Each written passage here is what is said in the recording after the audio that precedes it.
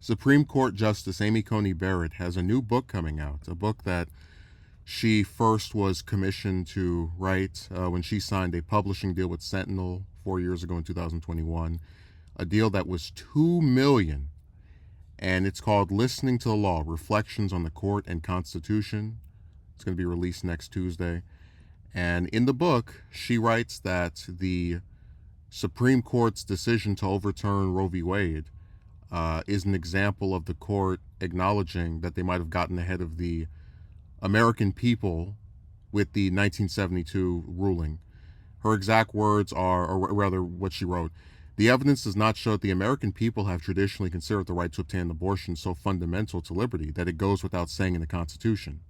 In fact, the evidence cuts in the opposite direction. Abortion not only lacked long-standing protections in American law, it had long been forbidden. You know, what's really sad about a lot of these originalists, these different people who will say, "Oh, well, we don't have to protect this right because see, it wasn't in the Constitution." It's like, yeah, but you have to consider that the Constitution was written over 200 years ago by a bunch of, I mean, let's just call it what it is, slave-owning white men who likely were not affected by some of the various things that are currently playing a big role in American society today. So just as an example, you have the right to bear arms. Um, that is a guarantee that people should have the right to have a gun, but it says nothing about what types of guns, which has been the basis for a lot of arguments between people who think there should be stricter gun laws and the ones who are just like, oh no, the Constitution says we should have a right to bear arms, so I can have a bazooka if I want. With this claim of hers, you also have to think about this.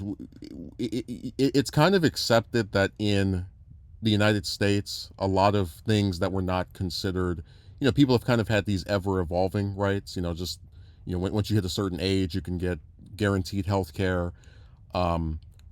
So to go back and say, well, 50, 60 years ago, people didn't feel like it was enough of a guaranteed right to have it go without saying. It's like, yeah, because back then people were shamed for having abortions. Um, I mean, it was something that was just more widely discouraged than it is now, and it's interesting. There's something really poetic about how you'll have these male-dominated institutions, right? The ones that, because there's always this belief of like, oh, if we had more representation of the population with regard to our lawmakers, then we might get some more appropriate laws, right? Like you'll have a lot of these really old politicians who, when they went to college, it was probably a couple $100s for tuition for a whole year, if not less. And they'll be like, hey, person who wants free college, because school now is like thousands of dollars just to go for 1 year. Well, you back in my day, we had to struggle, and you're trying to get a handout. It's so there's this belief that if you replace these older people or these people who are, seemingly not part of the group that would be affected by this with people who would be affected by it, you would get a different result. So it's really interesting to kind of like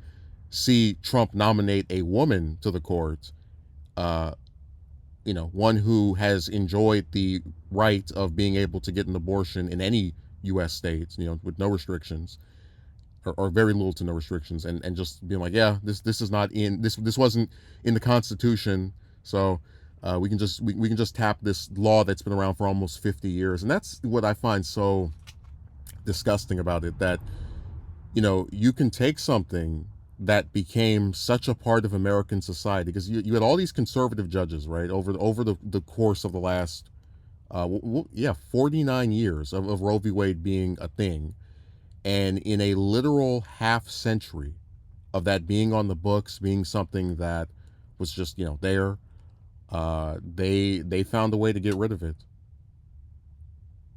and it's going back to creating a lot of that state laws crap where you can go to this state and get an abortion, you can go to this state and maybe you can possibly get one with this restriction. It's really sad that we just can't have universal laws. We have to get into this mess of people having to flee from here or go over there to get it's all just really problematic. And what's even scarier is that she was signed to write this book. You almost wonder, like, when you put into context that she was only about a year or less into her term on the court, how much of what she's done was just so she could have something to write about in this book that she was paid $2 million to pen. You wonder, like, hey, was she actually overturning Roe v. Wade because it was, so unconstitutional, even though all the justices, they were never really able to get a majority to overturn it, from in the 80s, the 90s, 2000s, 2010s, but suddenly in the 2020s, you find a way to overturn it.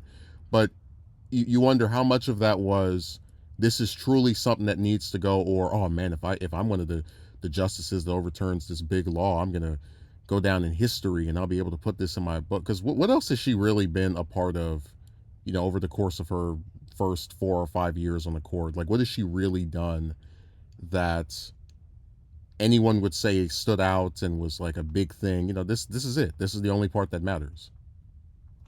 So I hope people have fun with her new book.